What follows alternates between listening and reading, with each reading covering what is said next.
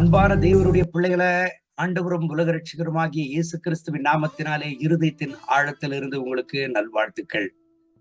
இந்த பெரிய வெள்ளிக்கிழமை ஆண்டவருடைய திருப்பாதத்தில் ஒரு மகத்துவமுள்ள கர்த்தருடைய வார்த்தையை வாசித்து ஆண்டவருடைய திருச்சமூகத்தில் நம்மை நாமே ஒப்பு கொடுத்து நாம் ஜெபிப்போமா? நமக்காக கல்வாரி சிலுவையில மரித்தவர், நமக்காக பாடுபட்டவர், எதற்காக அவர் மரிக்கணும் கல்வாரி சிலுவையில? எபிரேயருக்கு எழுதின நிருபம் 2ஆம் அதிகாரம் 9வது வசனத்தை வாசித்து நாம் ஜெபிப்போம்.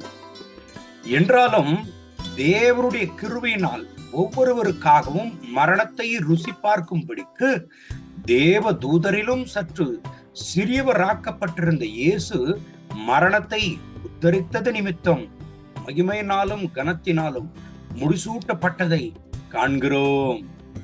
என் அன்பு தேவனுடைய பிள்ளைகளே, ஆண்டவராக இயேசு கிறிஸ்து அந்த கல்வாரி சிலுவையில எல்லாருக்காகவும் அவர் மரித்திருக்கிறார். அவர் கல்வாரி சிலுவையில மரணத்தை ருசி பார்த்தது எல்லாருக்காகவும் அவர் மரித்திருக்கிறார். நமக்காக பாடுபட்டு நமக்காக வியாகுலப்பட்டவராய் அந்த கல்வாரி சிலுவையில எல்லாருக்காகவும் மரித்திருக்கிறார். யாருக்காக மரித்திருக்கிறார்? ஏன் ஆண்டவராக இயேசு கிறிஸ்து மரிக்க வேண்டும்?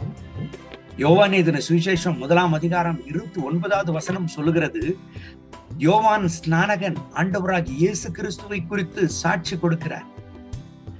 யோவான் எழுதின சுவிசேஷம் 1ஆம் அதிகாரம் 29வது வசனத்தை வாசிப்போமா?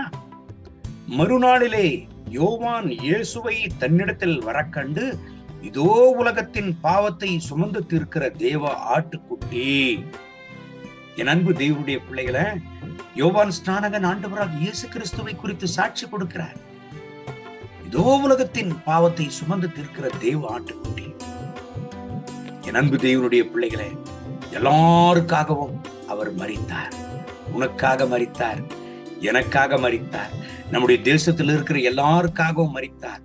காரணம், நம்முடைய பாவங்களுக்காக ஆண்டவர் வாக்குத்தத்தம் பண்ணினார். வருத்தப்பட்டு பார சுமக்கிறவர்களே, நீங்கள் எல்லாரும் என்னிடத்திற்கு வாருங்கள், நான் உங்களுக்கு இளைப்பாறுதல் தருவேன்.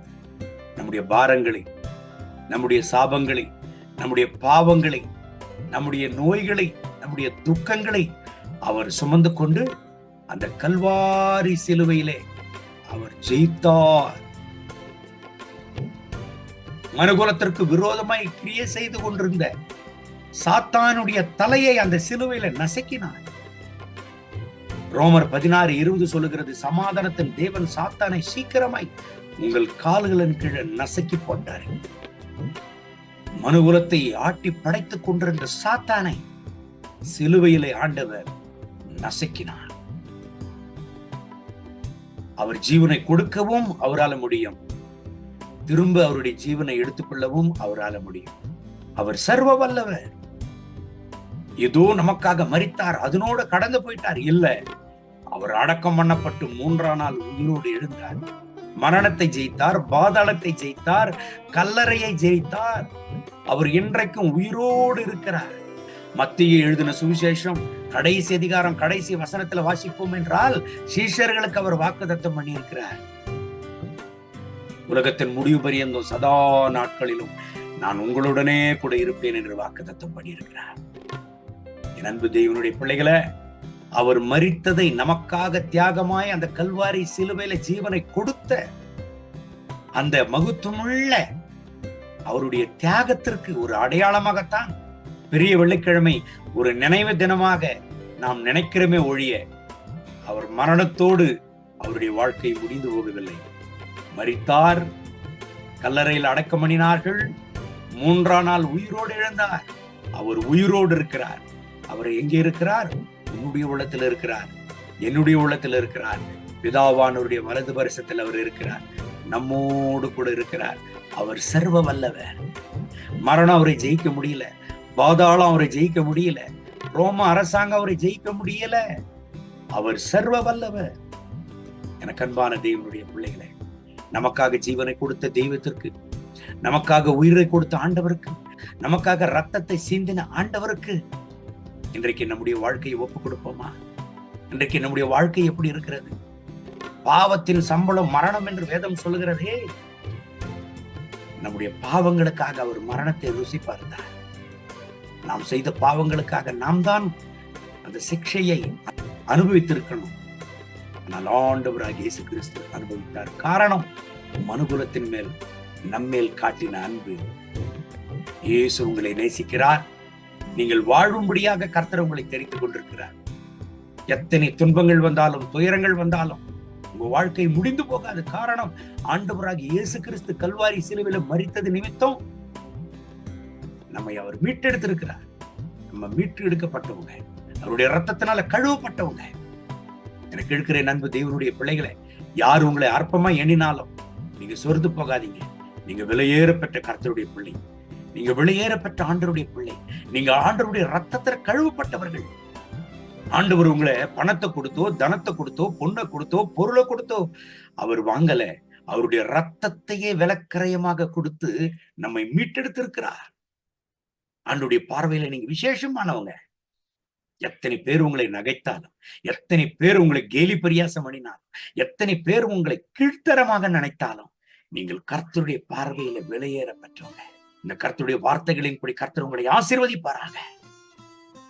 நமக்காக ஆண்டவர் மரித்தாரே, அவருக்காக நம்ம என்ன செய்திருக்கிறோம்? நம்முடைய வாழ்க்கையே அவருடைய திருப்பாதத்தில் ஒப்பு கொடுத்து நமக்காக அவர் கல்வாரி சிலுவையில மரித்த அந்த நற்செய்தியை உலகமெங்கும் பறைசாற்றுவோமா? உறவினர்களுக்கு பறைசாற்றுவோமா? சொந்தங்களுக்கும் பந்தங்களுக்கும் நண்பர்களுக்கும் பறைசாற்றுவோமா? கண்களை மூடி ஜெபிப்போம். அன்பின் ஆண்டவரே, எங்களுக்காக மரித்த தெய்வமே, அந்த கல்வாரி சிலுவையில எங்களுக்காக நீர் மரித்தீர். உடைய ஜீவனையே தந்தீரே ஆண்டவரே. எத்தனையோ மேடு பள்ளங்கள் வந்தது, பலவீனங்கள் வந்தது, ஆபத்துகள் வந்தது, வியாதிகள் வந்தது, தீங்கு வந்தது, பிரச்சனைகள் வந்தது. ஆனா எங்களை மேற்கொள்ள முடியவே இல்லை. காரணம், உங்களுடைய ரத்தத்தினால் எங்களை மறைத்துக் கொண்டிருக்கிறீர். உங்களுடைய ரத்தம் எங்களை பாதுகாக்கிறது. உங்களுடைய ரத்தம் எங்கள் பாவங்களை மன்னித்தது. உங்களுடைய ரத்தம் பரலோகத்திற்கு எங்களை சொந்தமாக்கினது. எத்தனை மரண நோய்கள் எங்களுக்கு வந்தாலும் நீர் மாத்திரம் எங்களை கைவிடவில்லை. உங்களுடைய ரத்தத்தினால் எங்களை பாதுகாத்துக் கொண்டீர். காரணம், எங்களுக்காக நீர் சிலுவையில மரித்தீர் ஆண்டவரே. எங்களை மீட்டெடுக்கும்படியாக மரித்தீர்.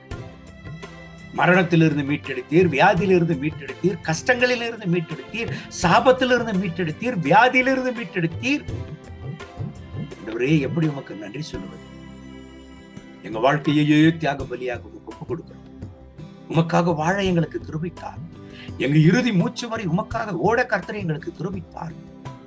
இந்த வசனத்தை கேட்டு இந்த ஜெபத்தில் இணைந்து ஜெபித்துக் கொண்டிருக்கிற என் அன்பு சகோதர சகோதரிகளுக்காக ஜெபிக்கிறேன். இவர்களை ஆசீர்வதியும்.